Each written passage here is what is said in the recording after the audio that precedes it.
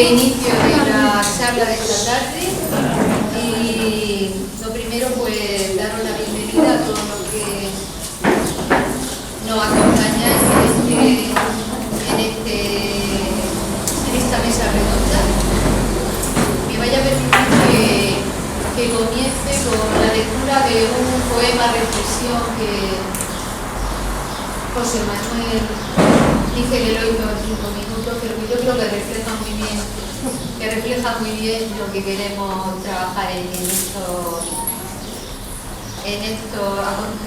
actos que vamos a ir celebrando durante los meses de aquí a final de año.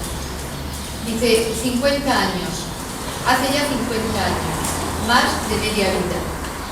En la pobreza de aquella posguerra duradera nació la paz. Aquí la historia de los amores, aquí la de un barrio y sus gentes, la esperanza y los sueños, el llanto y la risa. 50 años, tiempo suficiente para el recuerdo, para el olvido, memoria de los trabajadores, de la gente humilde y buena. Su único capital siempre ha sido la vida. 50 años de silencio, barrio creado sin nada, todavía inacabado, que se hizo con la lucha de sus gentes. Esta celebración, este aniversario de los 50 años, es en agradecimiento a todos los que lucharon, a los que siguen trabajando y a los que tomarán el relevo. Os cuento un poco cómo surgió la idea de celebrar los 50 años del aniversario de la construcción del barrio. Luis Miñano, que está por ahí, no quería que lo dijera, pero bueno, él es casi el culpable de que nos hayamos metido en esta espiral de acontecimientos, y él decía que no se podía dejar pasar una fecha como tan simbólica como 50 años y en un barrio que había costado mucho acabarlo. Y estaba todavía inacabado, ¿no? Todo lo que se había conseguido, todos los avances sociales, todo lo que era urbanismo, se había conseguido a base de reivindicación y de protesta vecinal, de asociaciones de vecinos, y que eso tenía un valor y que ahora en este aniversario había que recuperarlo. Entonces hizo una llamada pues, a los jóvenes de aquellos años primeros del barrio, los años 60 y tantos, los 70, ahora ya casi todos hombres que peinan canas, algunos jubilados, y la respuesta pues fue muy buena, muy buena. Entonces acudieron pues, los grupos que siempre estuvieron en esos inicios del barrio, los grupos del pop, los grupos de las comunidades de la parroquia, los grupos que formaron parte de las asociaciones de vecinos y los grupos formados por gente que estaba implicada en movimientos políticos. Cada uno después fue tomando su camino, su destino. Algunos permanecemos en el barrio, otros no estamos en él. Pero hay ahí un recuerdo de lucha y de haber conseguido cosas durante muchos años, que cuando se ha hecho la llamada para venir a colaborar, pues ha sido la respuesta unánime, y prueba de ello es que ya esta es la tercera actividad que realizamos. En realidad el aniversario comenzó el día 20 de abril con una exposición que muestra la historia del barrio, es una exposición fotográfica, se inauguró en el claustro de Derecho de la Universidad de Murcia, estuvo 3 días, y allí mismo el día 21 también se tuvo una conferencia en la que participaron pues, Arauta, que es un filósofo, participó un arquitecto, Iracheta, y participó también José Manuel Muñoz, sobre la convivencia en los barrios y en las ciudades, que también fue muy interesante. Y hoy pues vamos a celebrar aquí el tercer acto de estas celebraciones que durarán hasta a finales de diciembre de este año, del 2015. O sea que se ha procurado que cada 15 días, cada mes, haya un acontecimiento que nos traiga un recuerdo de todo lo que se ha ido haciendo en el barrio. La idea es que hay que recordar de dónde venimos. Eso parece que se puede conseguir con una exposición fotográfica, con todas las reivindicaciones de las que tenemos testimonio. También queremos reflexionar sobre dónde estamos y cómo estamos en estos momentos. Y para ello vamos a ir celebrando las mesas redondas, las que se puede participar, en las que vendrán personas que conocen el barrio y nos iluminarán, ¿no?, en esta situación que todos sabemos que está mal, pero que tiene sus causas y tiene sus consecuencias. Y también, por último, no queremos que esto solo sea celebrar y recordar, sino también tomar conciencia de a dónde vamos y qué podemos hacer para que las cosas no sigan tan mal.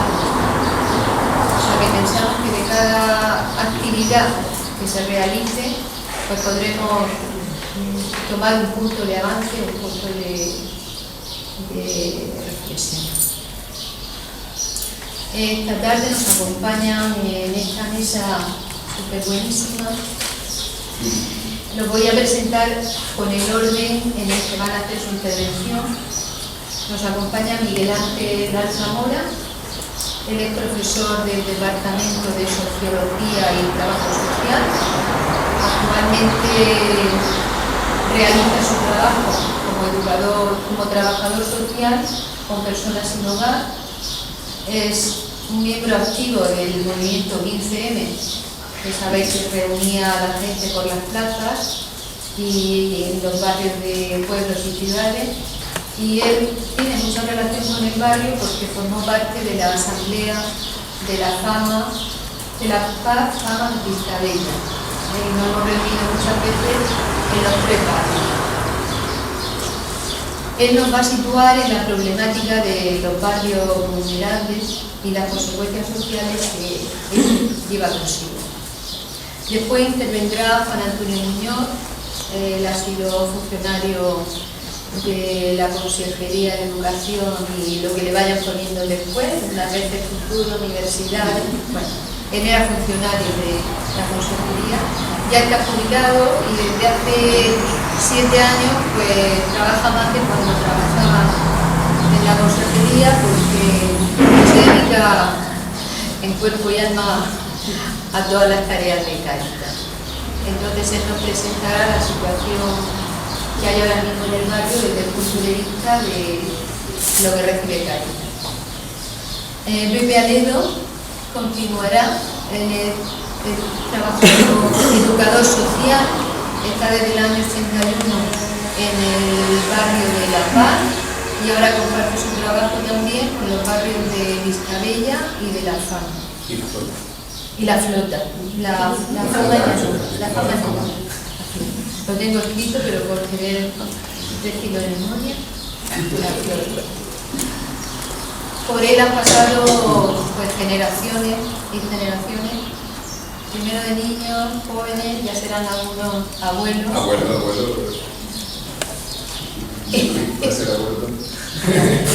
Y nos va a presentar pues la realidad de la infancia y la juventud ahora mismo en nuestro barrio. Y por último contamos con la presencia de Jesús Almerón. Jesús Almerón trabaja actualmente en el Secretariado Gitano en Murcia y ha sido durante 10 años presidente de la EAPN, que es una organización que lucha contra la pobreza y la exclusión social. Y hasta febrero ha sido presidente y ahora mismo pues ya continúa con su tarea en el Secretariado Gitano. Y sin nada más, pues irán haciendo cada uno su intervención.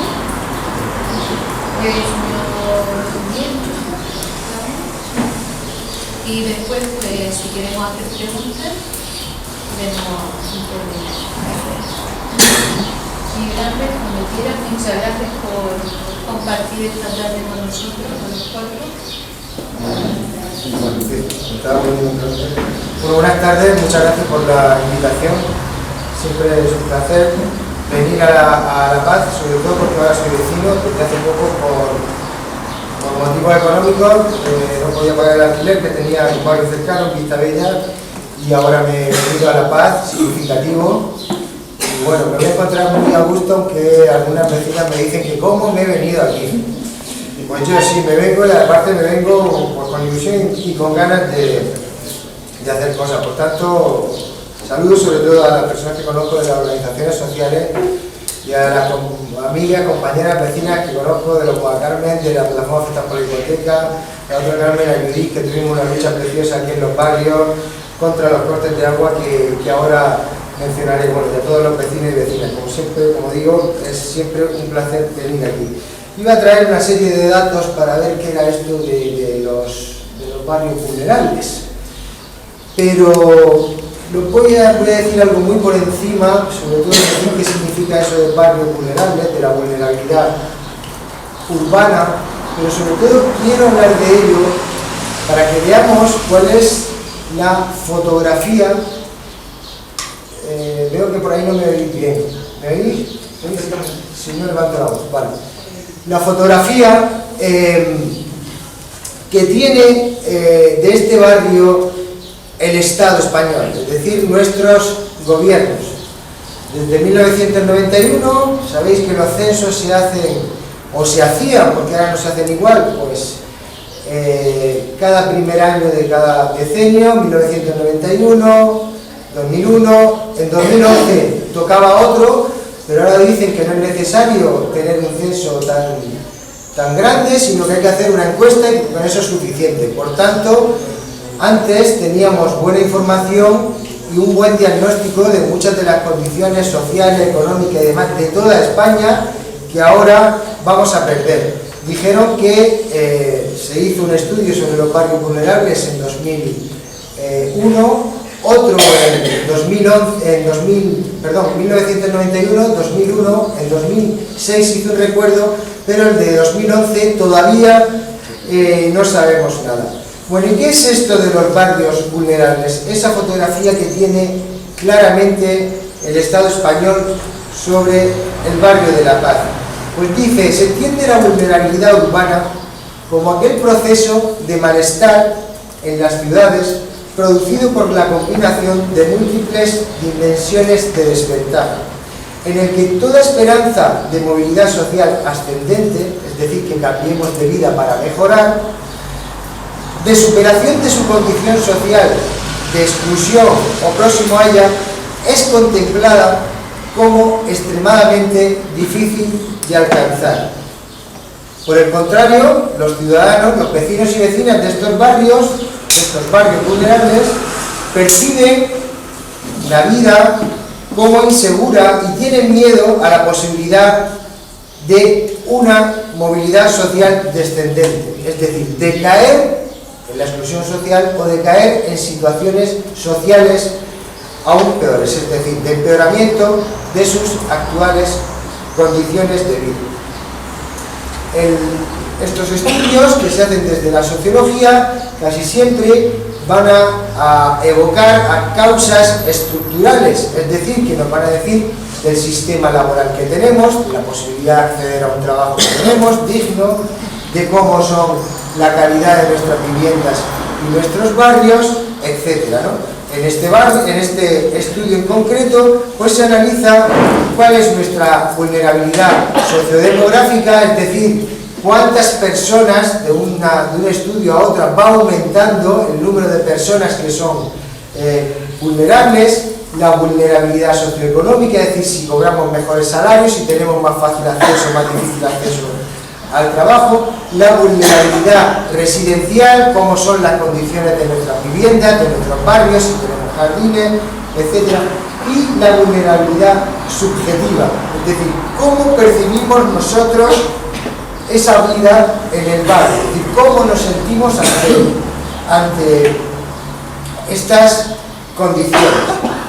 Bueno, entre estas, como digo, dimensiones, pues se analiza la tasa de paro, la población que no tiene estudios o las carencias que tienen nuestras viviendas para ser consideradas como viviendas dignas, es decir, si tienen agua corriente, baño, ducha, servicio de aseo, etc. Bueno, pues ¿cómo ve el Estado español, que es quien hace a través del Instituto Nacional de Estadística y a través del Ministerio de Fomento, cómo ve el barrio de La Paz?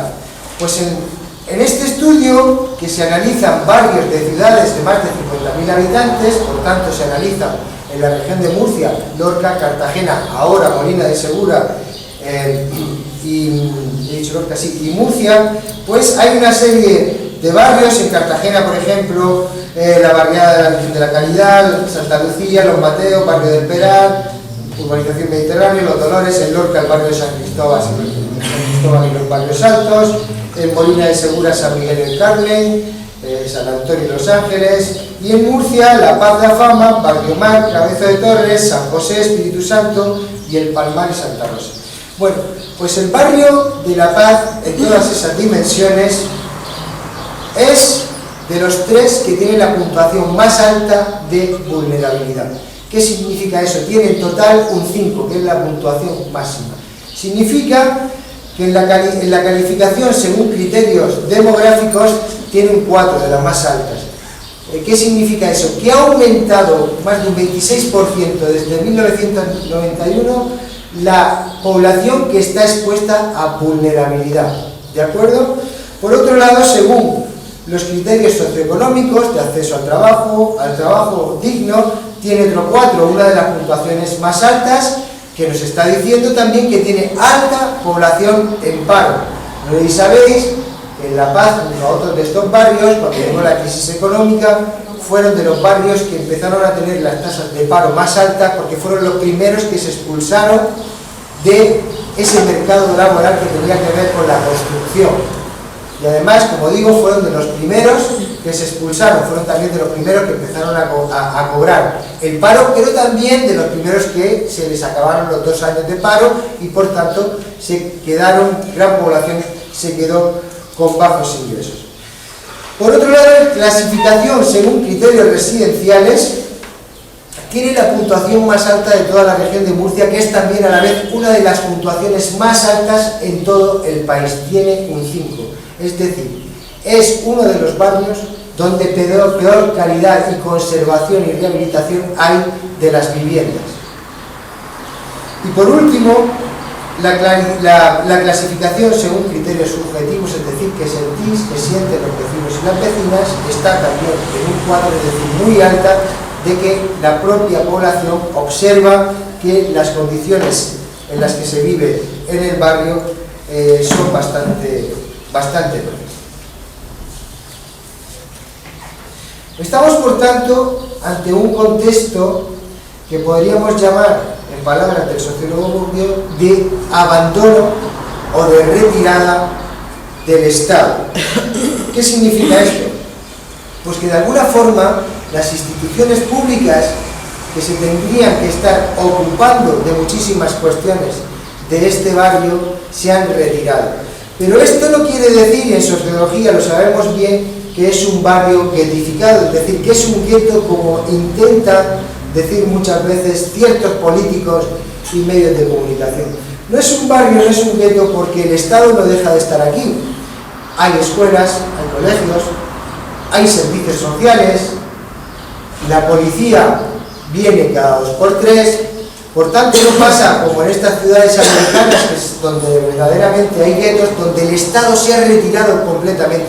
Cuando se retira completamente el Estado, no hay servicios sociales, no hay escuelas y colegios y ni siquiera hay policía. Es decir, es una verdadera selva en la que la gente tiene que sobrevivir solamente de su organización y sus recursos. Por tanto, aquí abogo también para empezar a destruir esa imagen de gueto, porque creo que el barrio de La Paz, dentro de todas las condiciones materiales de existencia tan vulnerables o malas que tiene, sí que creo que tiene una inmensa diversidad y sobre todo es un barrio que podríamos denominar trabajador, que, pero por ciertas circunstancias, como digo, ha sido, entre otras, abandonado por el Estado. Y cuando digo abandonado por el Estado, me decía una vecina, cuando le hablaba de esto, es que para mí, para empezar a dar propuestas de las que después debatamos, tenemos que empezar a trabajar, en primer lugar, sobre la imagen del barrio. Si a alguien le pregunto, una vecina o vecino de aquí, esta noche, que si ha venido hace poco la policía, seguro que me va a dar una respuesta igual que me dio la vecina hace un momento. ¿Por qué vino la policía el último día? ¿Me respondería alguien? Porque como tienen que votarle, o hace una imagen de la policía para que nos sintamos seguros. Simplemente. Vale. A llevarse a los malos, vinieron. A llevarse a los malos, que nunca se los lleva dentro de ahí, pues son las elecciones, pues ya está. A llevarse a Era los más malos. esa redada para hacernos. Sabemos de todo malo y bueno. Exactamente. Pero que no Tres era- noticias de estas han salido en el último mes en la prensa regional. Dice: guerra contra los garitos de la droga de La Paz. Qué casualidad que cada vez que vienen elecciones, como dice la compañera, pues la policía viene, hace redadas, muestran la foto de cómo han tenido que ir un montón de antidisturbios a tirar una puerta y, bueno, si uno lee los contenidos, pues son bastante ridículos. Pero ¿qué significa esto? ¿Y qué digo como sociólogo qué significa esto? Esto significa que hay un interés desde hace muchos años de los poderes públicos que nos gobiernan de que haya una muy mala imagen de este barrio. Y uno, por mucho que digan, incluso algunos vecinas o vecinas, no sentimos que este barrio sea un barrio peligroso, sino que, como digo, es un barrio de trabajadores y trabajadoras, en los que, por supuesto, hay garitos de droga, pero también hay, como en mi antiguo barrio, los hay en Vista Bella, los hay muy cerca del centro de Murcia, los hay en menor medida en otros barrios, pero no es la generalidad.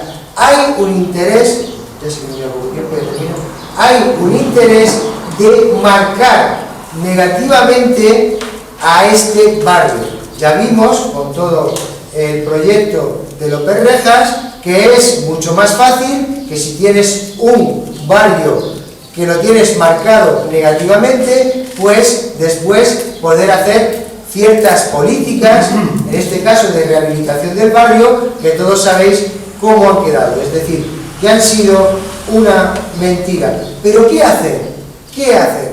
Bueno, pues soluciones no tenemos ninguno. De momento, como decimos, se ha retirado el Estado, se han retirado los poderes públicos y solo nos mencionan para hablar mal de nosotros y de nosotras. Yo a la única conclusión que llego fue a través de las prácticas que tuvimos en el 15M aquí en el barrio. Es decir, el barrio ahora, como vemos, hay mucha gente mayor, pero no hay un reemplazo generacional en la actividad social. Y cuando nosotros llegamos al barrio, no llegamos aquí, sino cuando formamos parte con los vecinos y vecinas del barrio, y había algunos que sabíamos de algunas cosas y nos juntamos y empezamos a hablar, pues se consiguió, por ejemplo, algo como frenar, que se ha frenado durante 3 años los cortes de agua de montones de familias, que ahora están empezando a cortarle otra vez, pues se frenó. Y eso se frenó simplemente no porque no tuvieran miedo a los activistas sociales, sino porque por primera vez hacía mucho tiempo que este barrio tiene tradición luchadora, y lo ha hecho muchas veces, pero por primera vez en los últimos años las vecinas del barrio salieron a la calle, se organizaron y empezaron a elaborar un discurso contra algo que era injusto, los cortes de agua, porque la ONU reconoce que el derecho humano al agua tiene que ser para todos, a nadie se le puede cortar por no tener capacidad económica. Pues las vecinas fueron muy valientes y se fueron a la puerta del ayuntamiento, a la puerta de Muasa, y como hicieron mucho ruido y salieron en los medios de comunicación, ¿qué hicieron los poderes públicos? Pues llamaron a las vecinas, la llamó el ayuntamiento, la llamó el Muasa y se sentó con los directivos de Muasa, las llamó el defensor del pueblo y se tuvieron que sentar con el defensor del pueblo y salió en la prensa. Y por tanto, lo que hizo el ayuntamiento es crear un fondo social que ahora les está negando crear un fondo social de 200.000 euros, que el año pasado lo subieron a 300.000, y hacer que se haya beneficiado no solo del barrio, sino de toda la ciudad, más de 2.000 familias que estaban en riesgo de que le cortaran el grifo.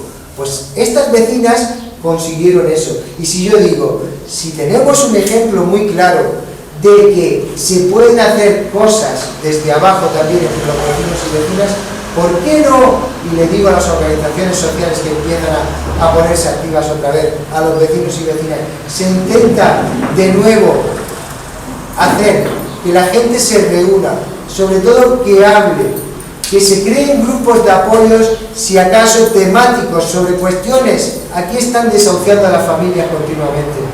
Las casas de muchas vecinas y vecinos se les están cayendo los techos. Ya no solo les están cortando el agua, sino que a muchas les están cortando la luz. Y la única respuesta que tenemos de los poderes públicos es mandarnos a la policía para entrar en un garito de droga que sabemos que siempre ha estado ahí. ¿De acuerdo? Por tanto, creo y propongo para el debate cómo hacer que ese trabajo social, cómo hacer que los jóvenes y las jóvenes del barrio, que ahora mismo están desesperados porque no encuentran dónde trabajar y demás, cómo conseguir que se reúnan y empezar a hacer que sentir que el barrio es suyo y que organizándose se puede empezar a hacer algo. No hay soluciones drásticas, pero se puede empezar a hacer algo. Bueno, aquí acabo. Muchas gracias.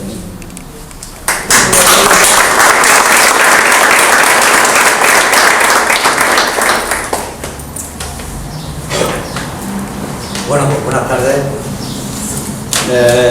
Nosotros, desde el grupo de voluntarios que estamos ahí en Cáritas del barrio, tenemos que empezar afirmando que en el barrio existe una bolsa muy importante de pobreza severa, de pobreza extrema, de pobreza absoluta.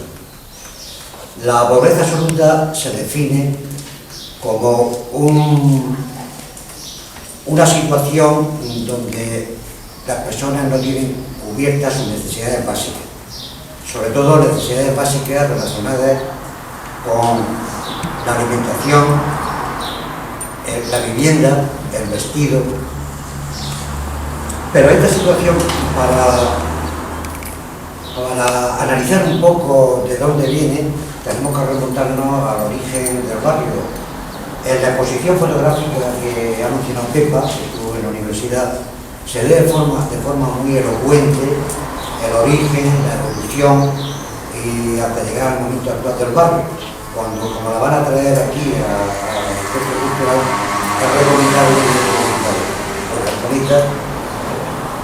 es recomendable el barrio en general está habitado por gente trabajadora, sencilla, humilde, pero cuando se configuró, se empezaron a construir en el año 1972 además de esa familia vinieron también otras familias procedentes ya de áreas suburbanas. O sea, venían del barrio de San Juan, de los cuarteles de Garay, la huerta del Rincón del Pajar del Rey, la del Rey, Ciudad y la huerta de Vivienda. El tipo de vivienda ya muestra para qué familias están destinadas. Viviendas de 45 a 50 metros cuadrados. También su configuración urbanística. No se buscó la continuidad del polígono con el resto de la ciudad. Se hizo un barrio aparte, aislado de su entorno. Una sola calle atraviesa el barrio de un lado a otro, que es esta, Pablo VI, y la gente pasa tan rápida que sería interesante conocer la estadística, el número de farolas que ya se han caído atropelladas por coches, sobre todo de madrugada. Se ve que tienen prisa en pasar el barrio.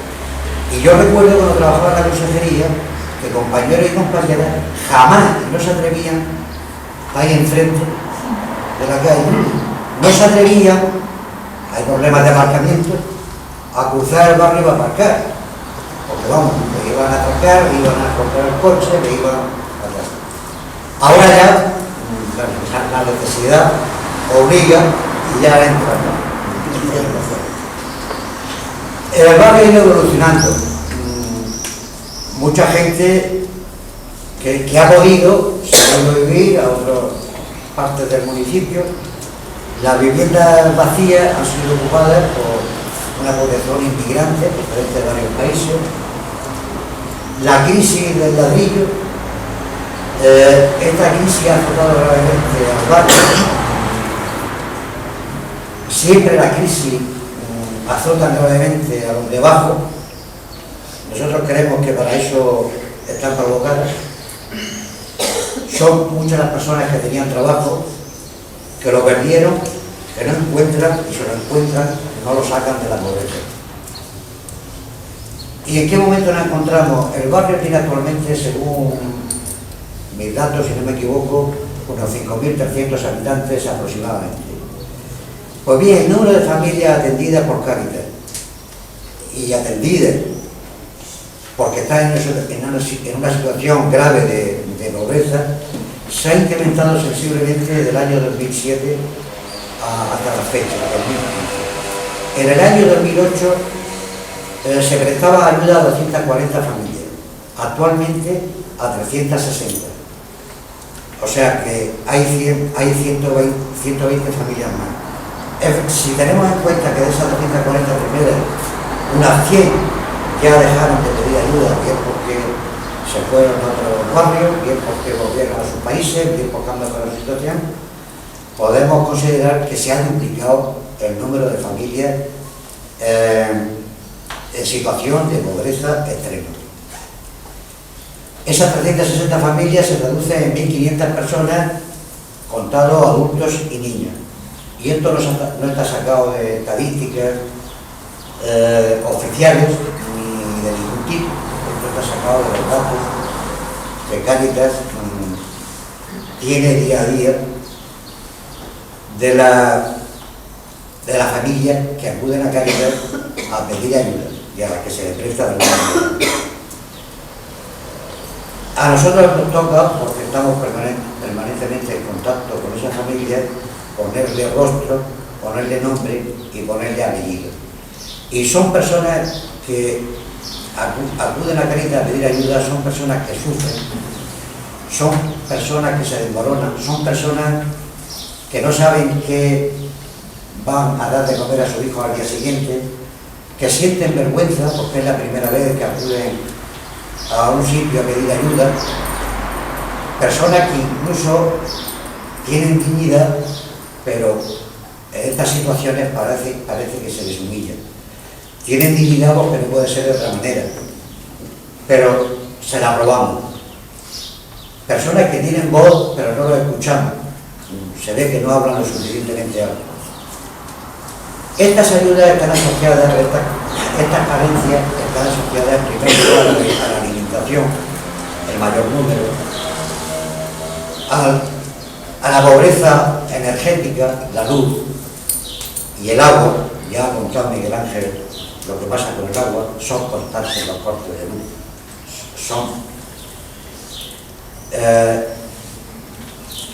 Las familias tienen que optar por pagar la luz o el agua o dar de comer a los críos y por supuesto optan por lo segundo. Carencias sanitarias, no tienen para pagar las recetas en la farmacia, en el vestido y en el calzado, las becas de comedor.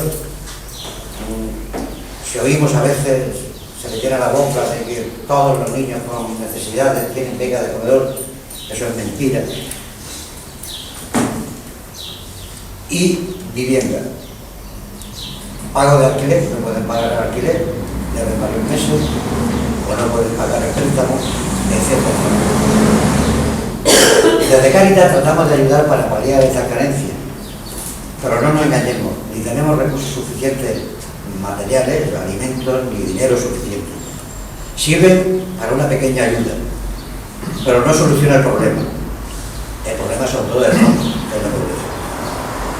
Sabemos que tenemos que estar ahí por propia coherencia. Sabéis que Cáritas es una organización de por propia coherencia con el mensaje de Jesús de Nazaret. No podemos permanecer impasibles ante el sufrimiento de los que nos rodean, de los que pasan hambre. Pero también sabemos que Cáritas no es la que tiene que solucionar el problema de la pobreza, el problema de fondo.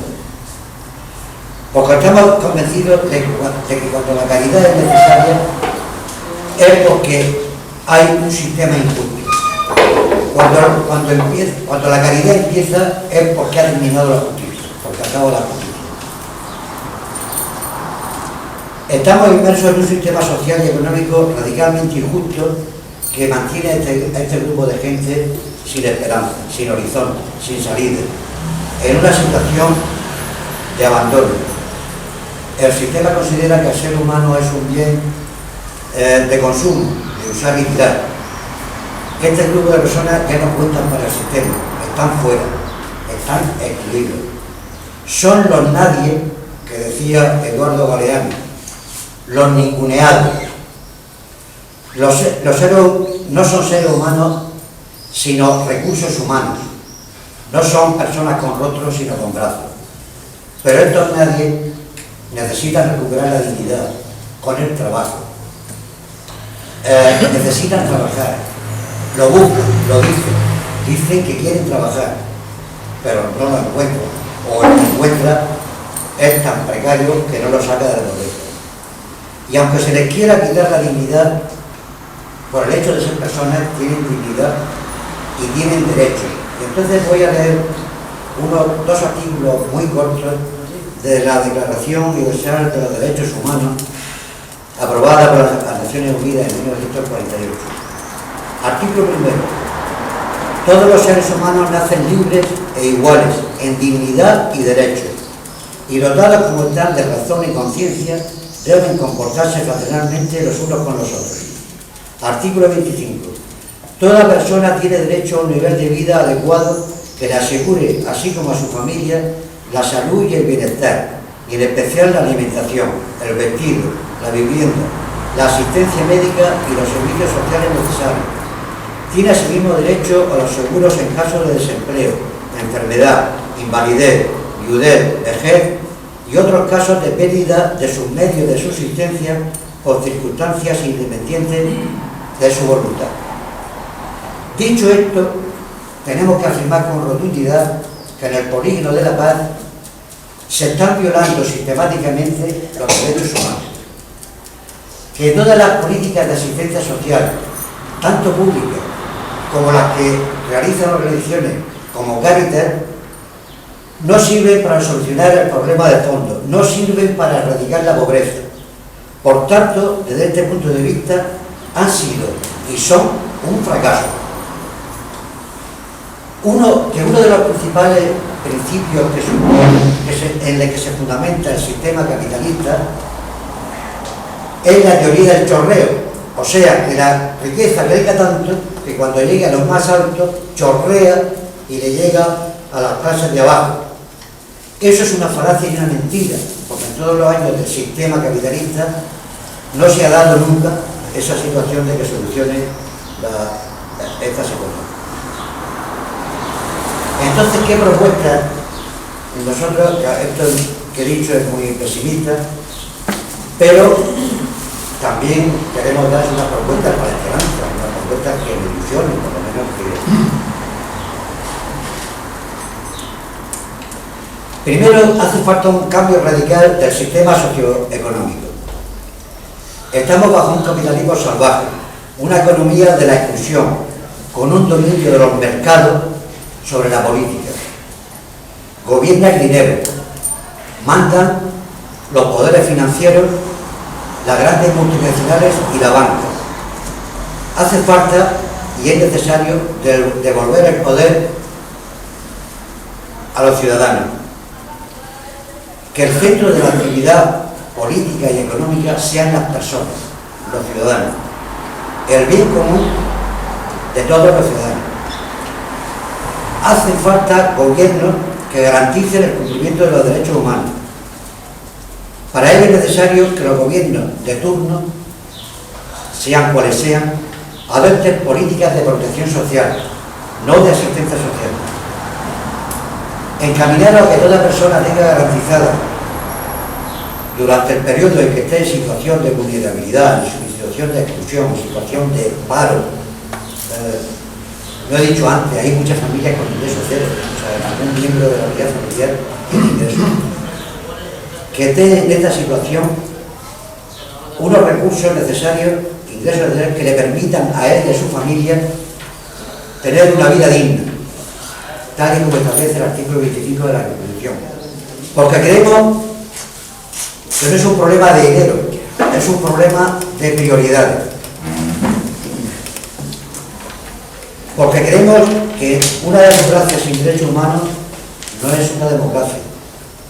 Porque creemos que un sistema económico que mantiene a ciudadanos en situación de pobreza extrema es cualquier cosa menos humano.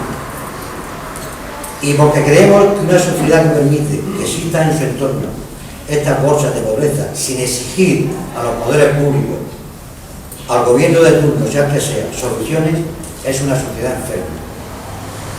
Entonces, para terminar, desde Cáritas de la Paz aspiramos, y no es un deseo ni una utopía realizable, sino algo realizable y necesario, aspiramos a una sociedad en la que no sea necesaria Cáritas para ayudar o para ayudar a la familia en situación de pobreza.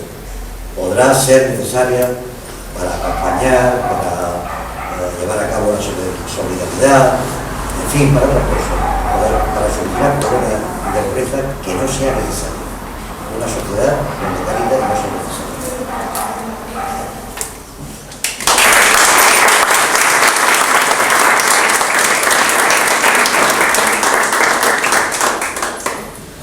Pues buenas noches, soy Pepe Aredo, educador social de los servicios sociales del Ayuntamiento de Murcia. Lo primero que quiero es agradecer a las organizaciones que me hayan invitado, dar la posibilidad de tomar la palabra aquí.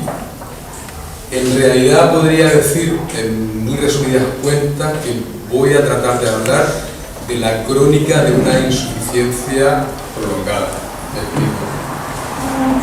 Los servicios sociales, digamos, entre comillas, del barrio, en octubre de 1981, casi con los primeros ayuntamientos democráticos, y desde el octubre del 81 hasta hoy mismo, yo siempre he tenido la sensación, que decía aquí el amigo, que siempre estamos escasos, que nunca podemos llegar a todo lo que necesitamos, que no es posible nunca cumplir con todos los objetivos que nos tendríamos que marcar desde los servicios sociales como un derecho esencial de la ciudadanía, los servicios sociales, que no es una caridad, aunque la caridad sea estupenda también, pero estoy completamente de acuerdo contigo en que la justicia está antes que la caridad. La caridad es un elemento complementario.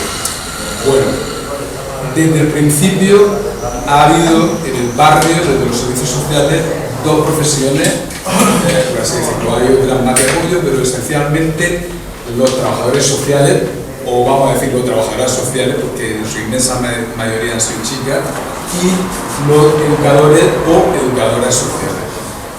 El trabajador social o las trabajadoras sociales se encargan fundamentalmente de la gestión de recursos económicos, de otro tipo de recursos que la población necesita. Y los educadores hemos tenido siempre, por así decirlo, como prioritario el trabajar con infancia y adolescencia, ¿vale?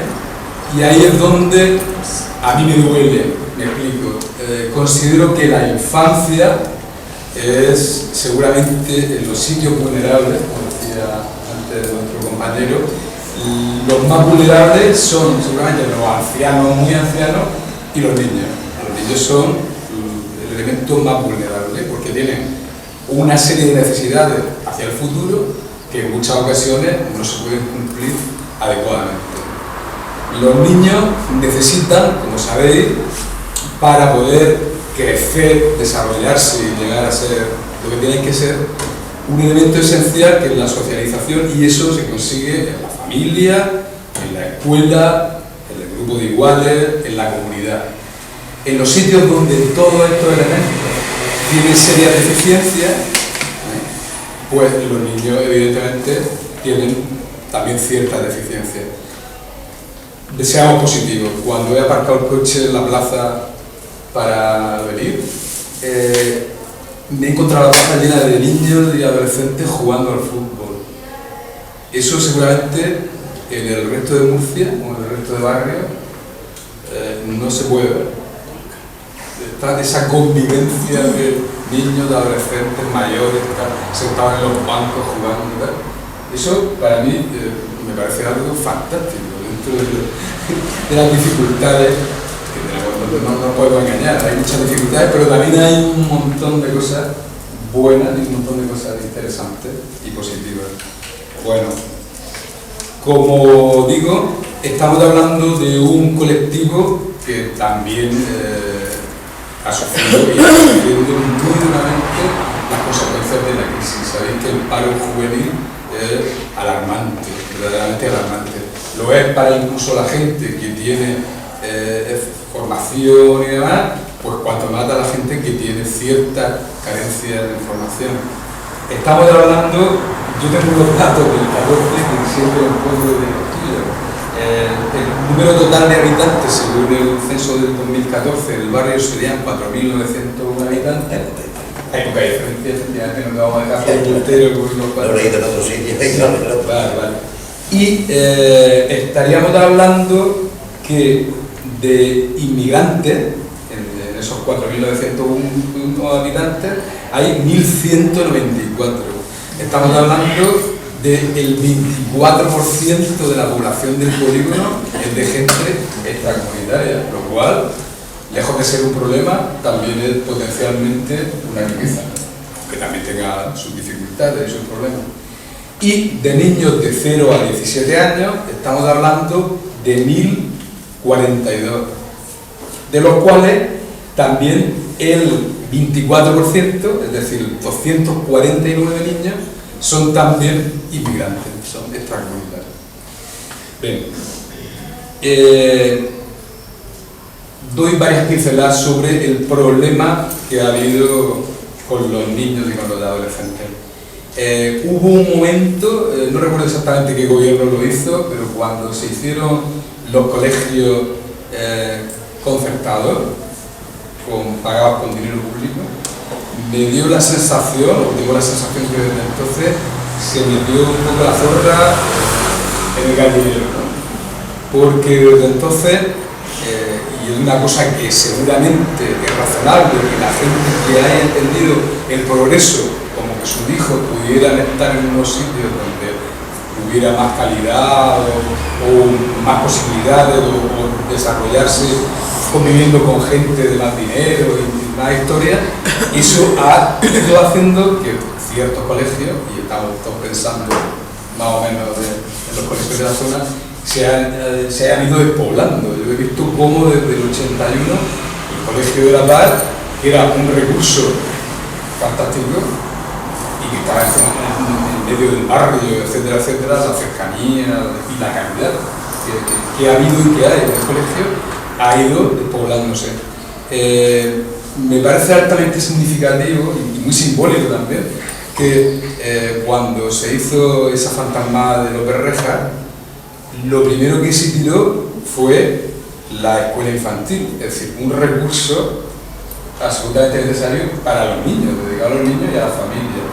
Y hubo una guerra tenaz, Jesús lo recordará, que yo recuerdo que una Semana Santa dieron incluso la orden del colegio de desalojarlo, ¿lo recuerdas? Estaban también dispuestos a desalojar y tirar el colegio público de La Paz para empezar a hacer el tema de López Rejas. Afortunadamente no se hizo, no sé exactamente por qué razón no llegó a tirarse, pero efectivamente no se tiró. Con esto quería decir que los niños, que los adolescentes, si cabe, son de la población de la que estamos hablando, del polígono de La Paz, la gente con más necesidades, por así decirlo, ¿no? Nuestro trabajo ha consistido en gran medida en intentar paliar ciertas historias. Tenemos becas de comedor, recursos de tiempo libre, pero como decía al principio, siempre tengo la sensación de la insuficiencia. En muchas ocasiones tenemos incluso que llamar a Cáritas por si ellos tuvieran, y a mí personalmente me da vergüenza.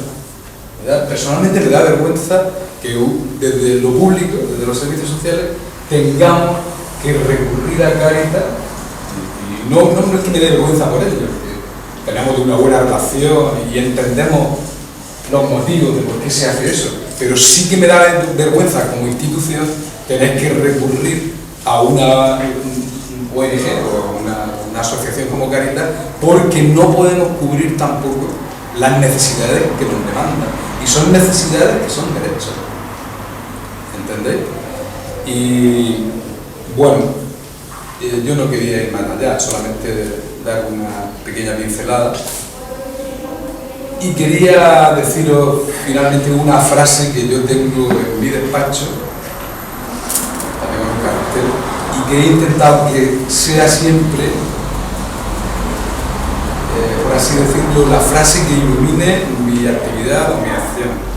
Es una frase de un señor que vivió hace muchísimo tiempo, que se llama Epicteto, que nació en Grecia, pero se lo llevaron a Roma como esclavo. Y el hombre decía ya hace 2000 años tal cosa. Decía, es un delito renunciar a ser útil a los necesitados y una cobardía ceder el paso a los indignos. Cuando Soledad hablaba de los malos, de que habían venido aquí a por los malos, yo estaba pensando en la calle Serrano de Madrid. Se me ha pasado por la cabeza. Y me han dado de decirle a Soledad, Soledad, aquí no están los malos, porque los malos que están aquí no le hacen daño a nadie. Los malos están allí, que son los que nos hacen daño a todos, que son los que nos roban a todos, que son los que se corrompen, etc. Esos son los verdaderamente malos. Y esta frase viene a decir eso. ¿Cómo que no estabas aquí el otro día? Pero si llegas hasta aquí, son los malos. Procuraré no perderme nada. madre mía la que se formó ahí bajo. Y aparte de esto, pues quería también terminar con una frase también de Galeano que nos invita un poco a seguir en el camino. 50 años está muy bien, pero hay que seguir y intentar fundamentar de nuevo la esperanza, fundamentar de nuevo las asociaciones que den respuestas colectivas en vez de quedarnos en lo meramente individual. Y la frase dice así: al fin y al cabo, somos lo que hacemos para cambiar lo que somos. Es decir, esta frase nos está invitando a que verdaderamente sea todos los días, llegamos a ser haciendo todo lo posible para cambiar justo lo que somos. Es decir, lo que no nos gusta y lo que es injusto, etc. Y nada más.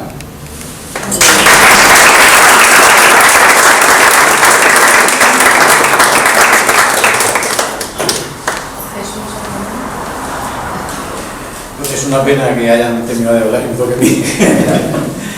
Están diciendo cosas muy interesantes y porque esto de enfrentarse así a este rato es un poco duro, ¿no? Pero bueno, yo también dar las buenas noches y no sé si agradecer a la organización que haya pensado en mí, pero bueno, sí que voy a agradecer.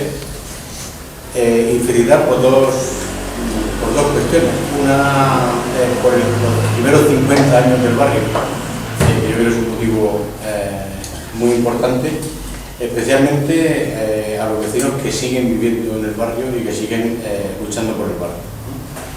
Vaya mi felicitación. Y yo creo que otra felicitación es por la idea de impulsar un proceso de revisión de la historia del barrio, de recordar desde los orígenes, la evolución, los acontecimientos más importantes, las personas que han ido pasando, los problemas, las victorias, las heridas,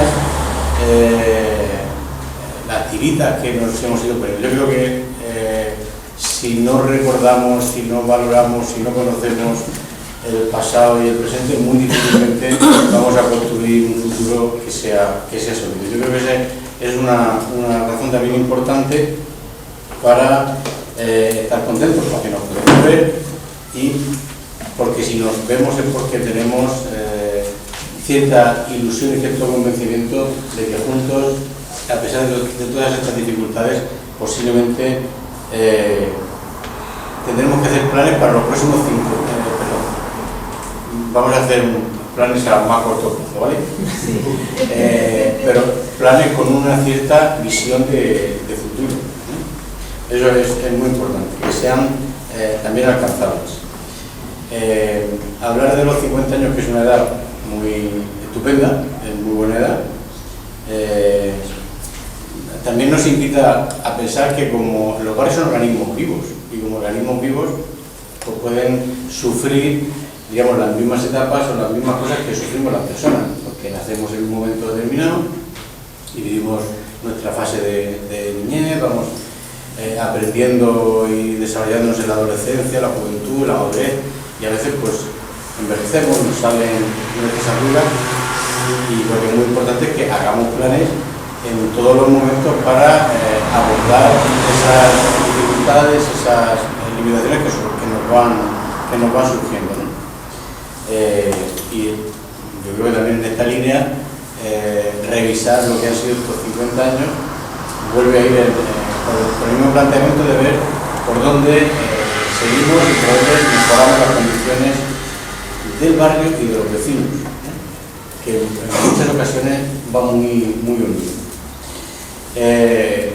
Y que como las personas, pues conforme crecemos vamos pasando etapas, hay etapas más tranquilas, hay etapas más luchadoras, más reivindicativas, a lo mejor a veces pues más apáticas, con más desgano, ¿no? Que hay momentos pues, que tenemos que, como los críos, pasamos enfermedades, nos resfriamos, cogemos algunas bronquitis, algunas rubeolas, ¿no? Pero son cosas muy importantes para el crecimiento, porque nos van a ir dando anticuerpos y nos van a ir permitiendo que crezcamos con más salud a pesar de algunas enfermedades. Y algunas son muy necesarias y otras a veces son un poquito más complicadas. Por ejemplo, lo que ha pasado el movimiento vecinal, no solo en La Paz, sino en muchos sitios, porque de un dinamismo tremendo, pues ha habido una etapa de más politización y de desmantelamiento del propio movimiento asociativo, el movimiento vecinal, y se ha hecho a veces pues, también un uso excesivamente partidario de los movimientos vecinales, ¿no? Y eso también ha generado mucha desmovilización. Eso es un punto interesante, un punto importante es el abandono de la administración de determinados entornos, de la integración de determinados entornos. Estábamos comentando que estas situaciones son de carácter estructural, que forman parte del sistema y estos barrios son daños colaterales, y a veces se dan pinceladas de ayudas que permitan paliar algunas dificultades, pero no se abordan los problemas de fondo y no se plantean las soluciones más definitivas, ¿no?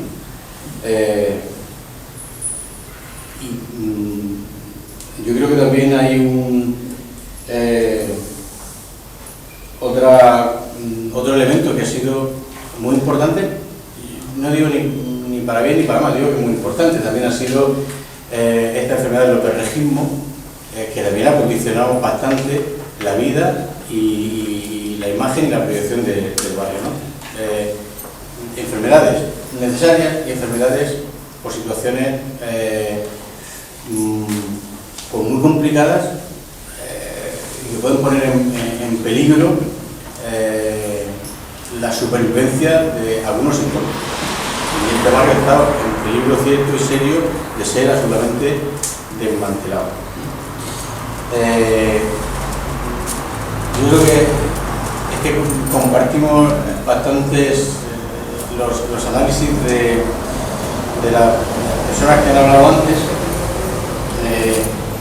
Yo no soy del barrio y entonces pues, comentando con mi amigo Luis, yo creo que estamos hablando de características que ya se han comentado, barrios con muchas veces de personas trabajadoras, humildes, que hacen esfuerzos diarios por sobrevivir, y eso pues marca una dinámica en el barrio.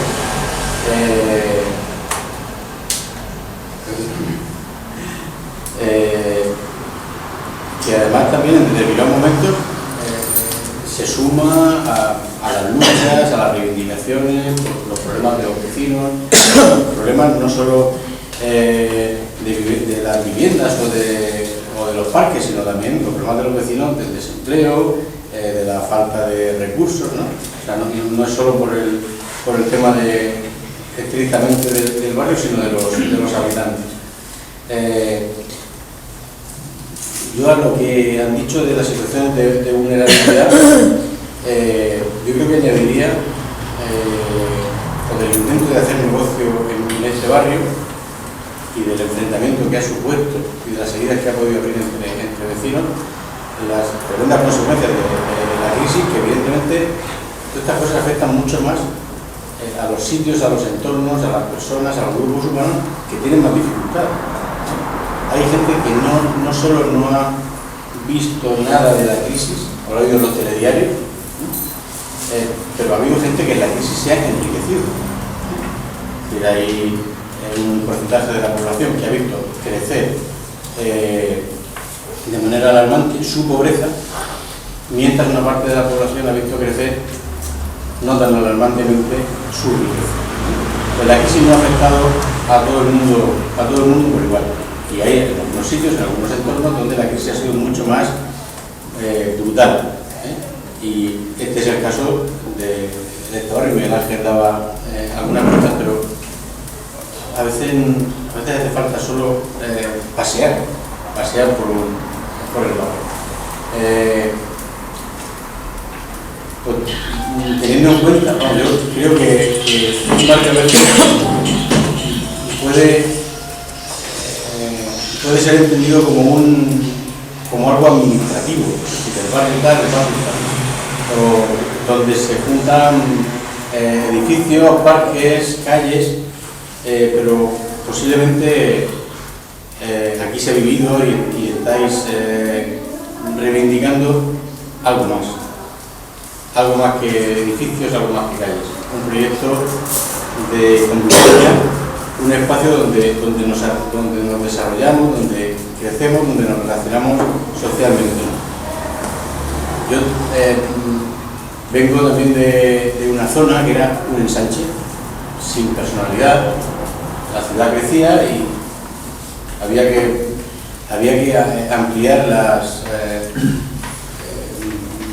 posibilidades de vecinos de tener su casa, y se van creando barrios que crecen como ensanches.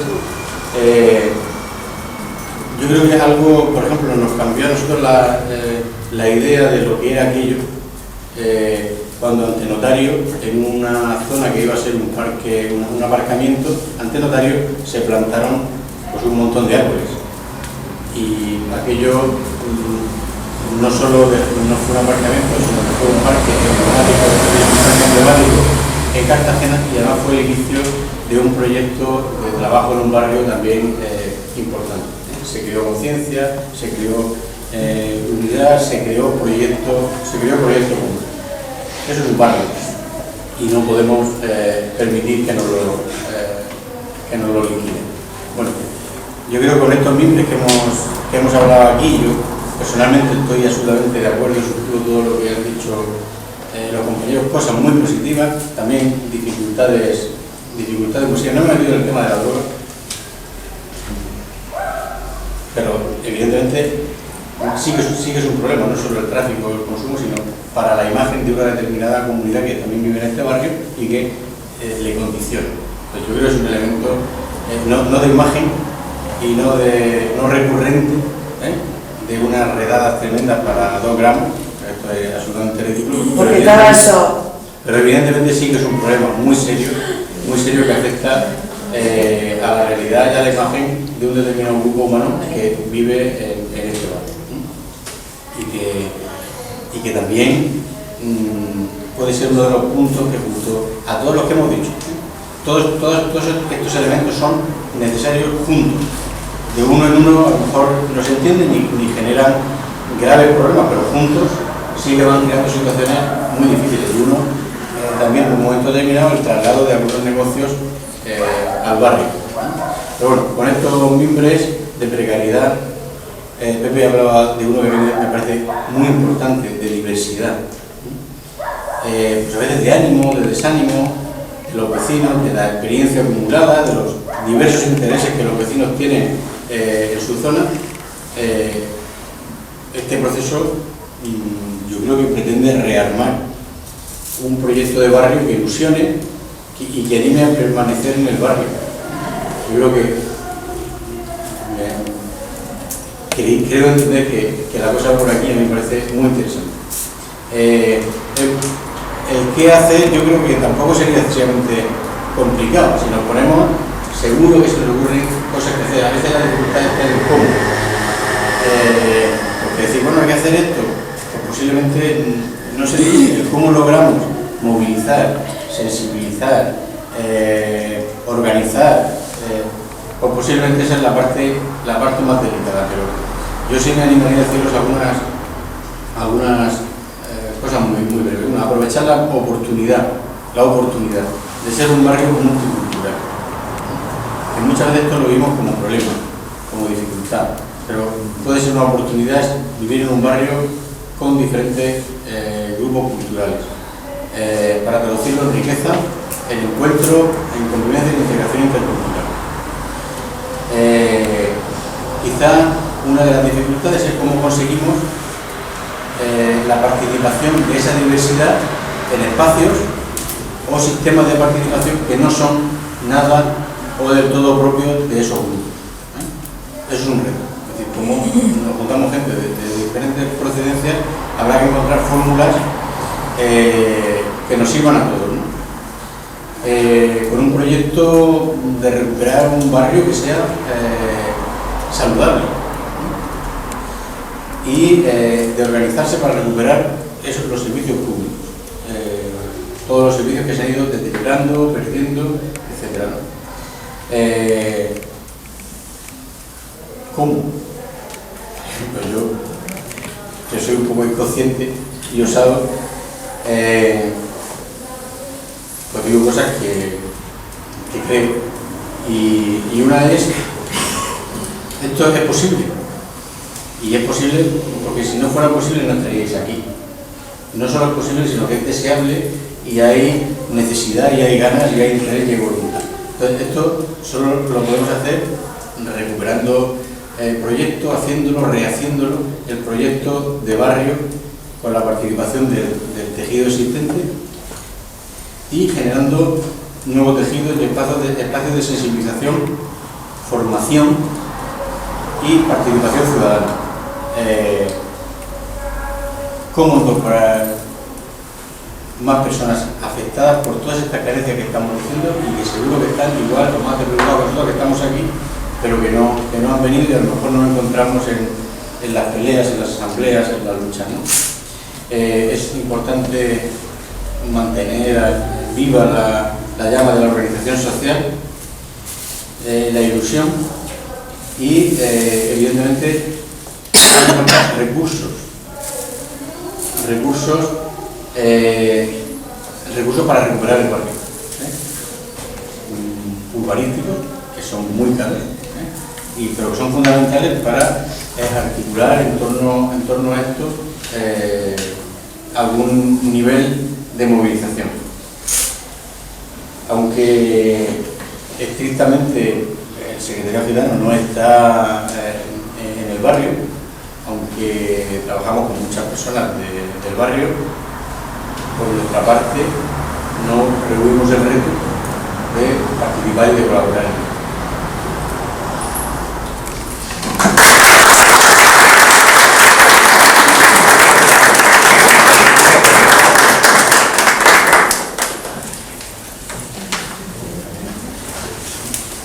Pues ahora tenéis la palabra. Si queráis intervenir,